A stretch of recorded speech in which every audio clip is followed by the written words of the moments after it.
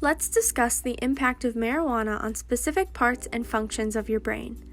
Until your mid to late 20s, your brain is in a critical developmental phase, so you can be in real trouble if you start using marijuana before your brain is fully formed.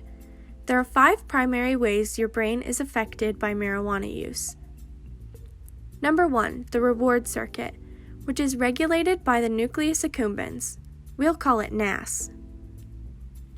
A healthy brain rewards healthy behaviors, like exercising, eating, or hobbies. It does this by switching on the reward circuit and making you feel wonderful, which then motivates you to repeat those behaviors. This part of the brain develops in early adolescence. The second way your brain is affected by marijuana use is emotion processing, which is regulated by the amygdala. We'll call it Amy. It's the scout, always scanning the environment for anything important that might be a threat to you. Your amygdala is the warning system in your brain. It can make you feel happy or anxious. The third way your brain is affected by marijuana use is memory and learning, which is regulated by the hippocampus. We'll call it hippo. Your hippocampus is where you put all the new things you learn to do.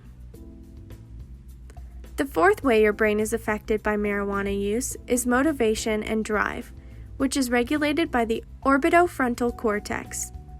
We'll call it OFC. The OFC makes you want to get out of bed and do things. The fifth way your brain is affected by marijuana use is impulse control and decision making, which is regulated by the prefrontal cortex. We'll call it PFC. Your PFC allows you to say no to risky behaviors. The PFC is the last part of your brain to develop, so as a teen, you may act without thinking about the outcome. If you use marijuana regularly, the PFC doesn't develop further, making it difficult to control your impulses. It can be difficult to say no when your friends try to get you to use marijuana. These 5 areas of your brain communicate using a neurotransmitter called glutamate. Here's how it works. When you use marijuana, THC enters your brain and clicks into your cannabinoid receptors, which are located all over the brain. An abnormally high amount of the neurotransmitter dopamine is released to NAS, and it makes you feel good. NAS sends messages to the others via glutamate. NAS says to Amy, "Hey, the next time you see that guy that gave us marijuana, let me know." NAS says to Hippo, "Hey, next time Amy sees that guy, remember what he is good for." NAS says to OFC, "Hey, the next time Amy sees that guy, go get him because he has some good stuff." NAS says to PFC, "Hey, don't worry about it. No one will catch us."